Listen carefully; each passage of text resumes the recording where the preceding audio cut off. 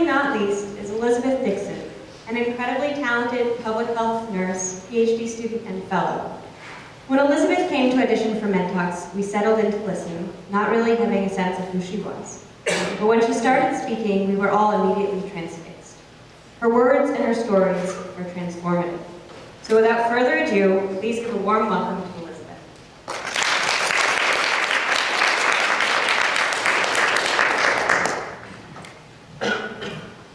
I'd like to ask how many of you have been around a toddler recently?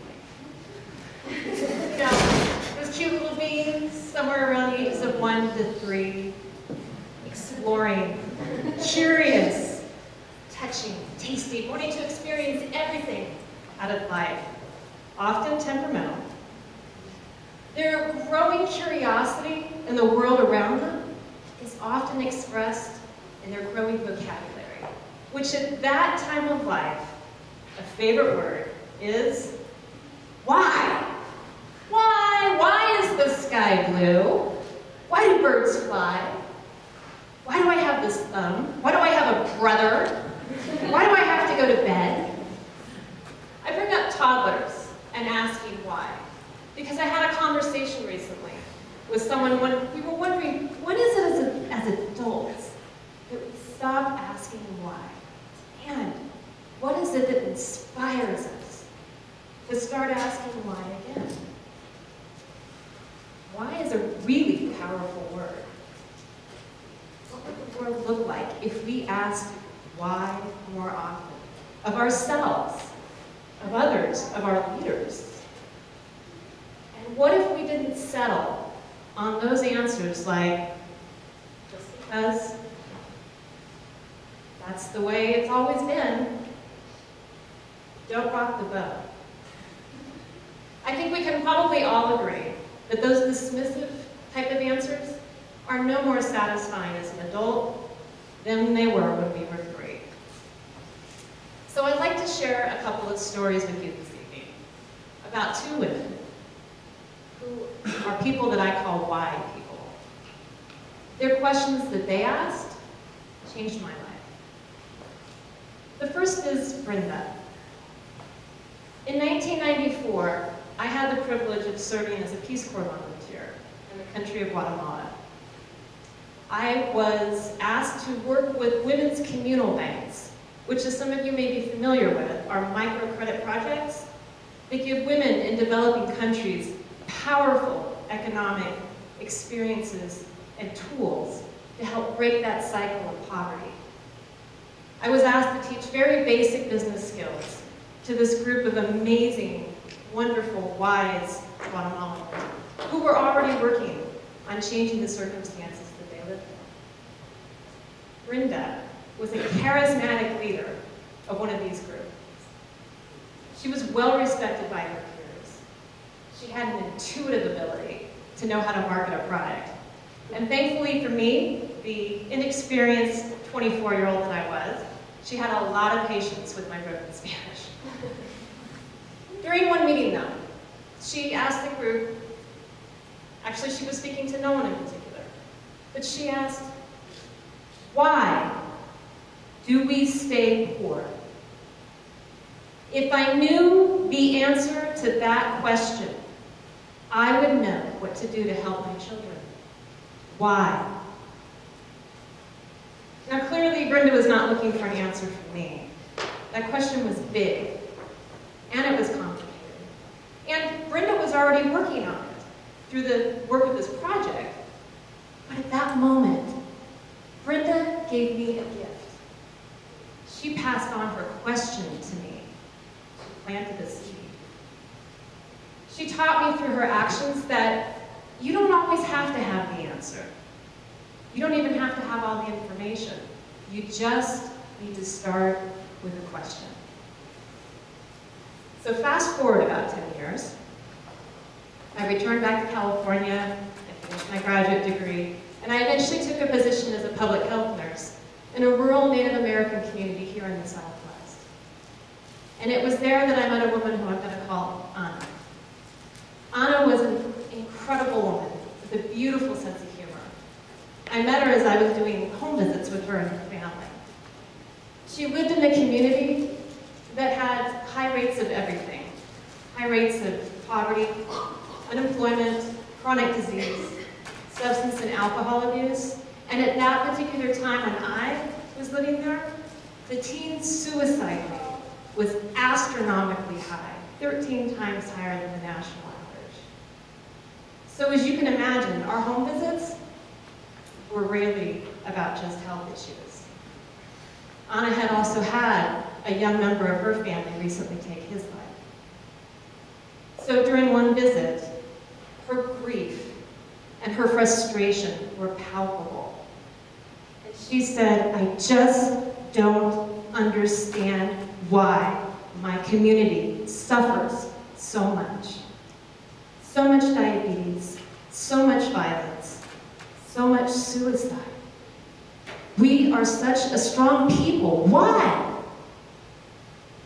And at that moment, I heard Brenda's words and Anna's voice.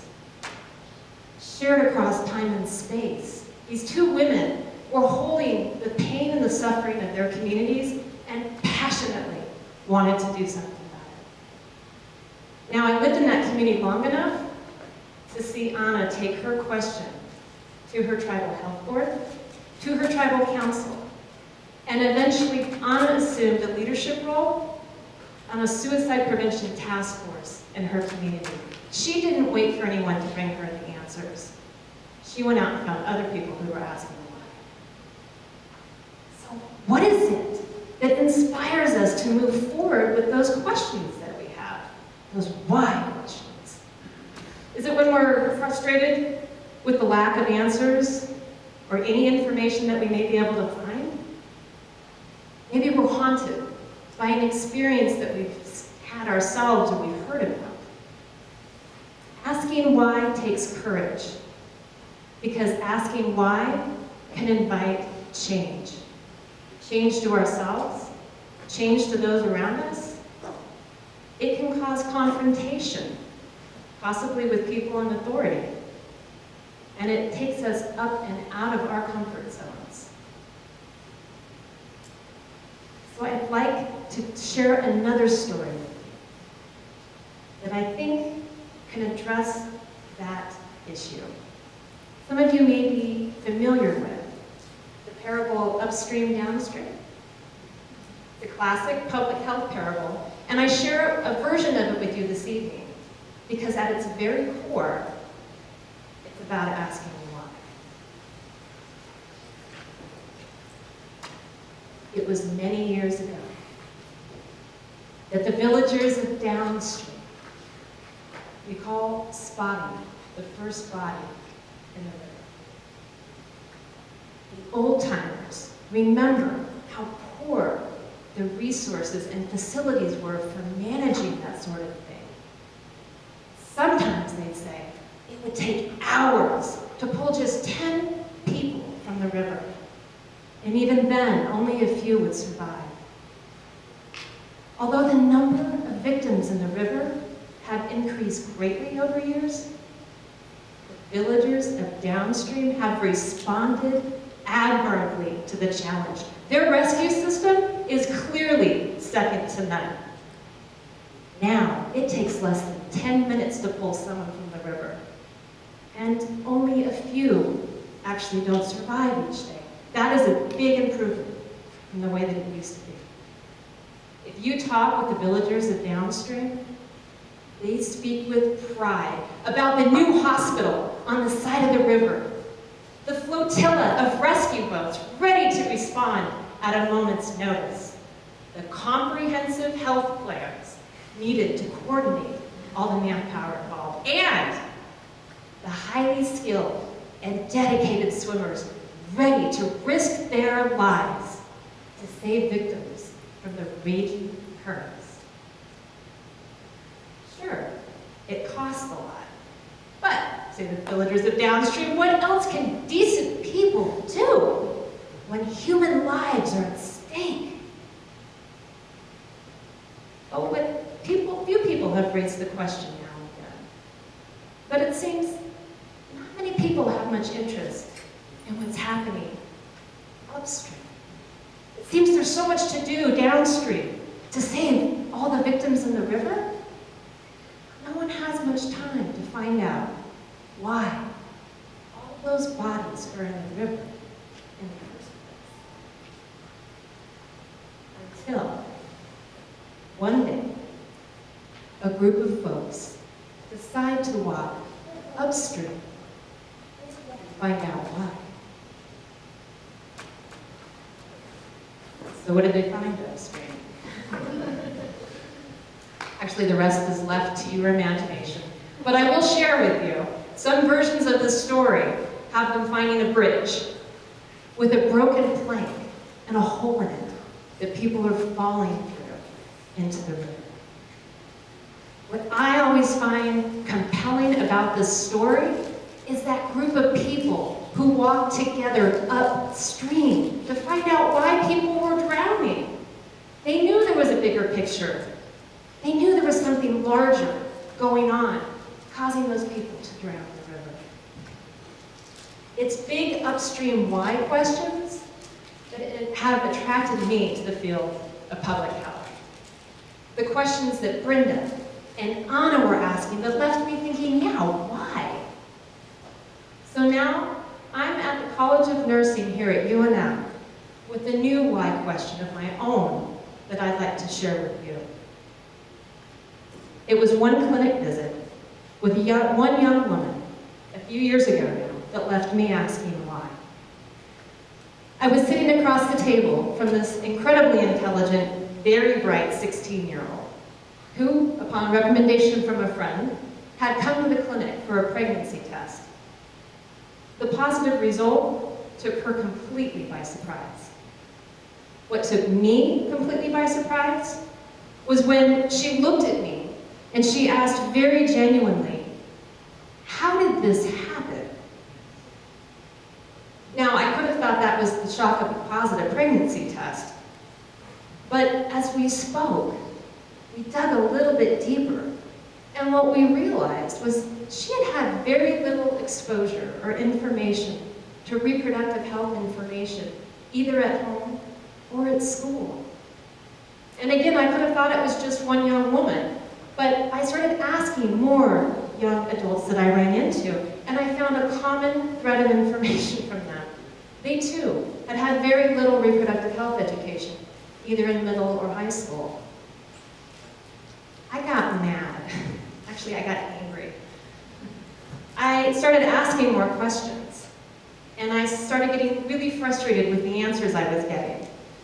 The next thing I knew, my question took me up and out of my comfort zone. It took me up and out of that clinic room, into conversations with community leaders, and eventually at a table with a group of individuals at the public schools, looking at the policies that were involved that shaped the education that young people had in school about reproductive health.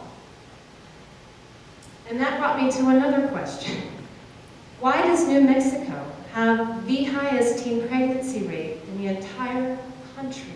And why is that high rate most common in our small communities with the highest rate of poverty? That's my why question now. It's big, and it's complicated. But what's your why question? What downstream problem do you see, either where you work, maybe in your community, that leaves you asking, why? I invite you to just look across the river downstream. Pick a person. I guarantee you there are upstream reasons why that person is in the river, up and beyond any individual or personal choice they may have made. But we're not alone. Like so many of my speakers have talked about tonight, there's other people out there asking why. I think we forget that sometimes, and that's one of the reasons why we get overwhelmed with these problems. And we stay silent when we have a question burning in our mind. I think if we talk to one another, if we get up and out of our isolated silos, or worse, working in competition with each other, and we actually start talking and sharing our passions, we're going to find out we have a heck of a lot more in common than we realize. We can maximize that strength of our professions and use our collective experience and expertise to walk upstream together and ask the question, why? Because those just because answers, they don't stand a chance to a collective group of people asking why. I think the poet Rilke got it right. We live the question now. Perhaps then, without even realizing it, we live our way into the answer. Because we all still have that toddler inside of us who's curious, who wants to explore, and who is impatiently waiting for us to ask why. Ask your why.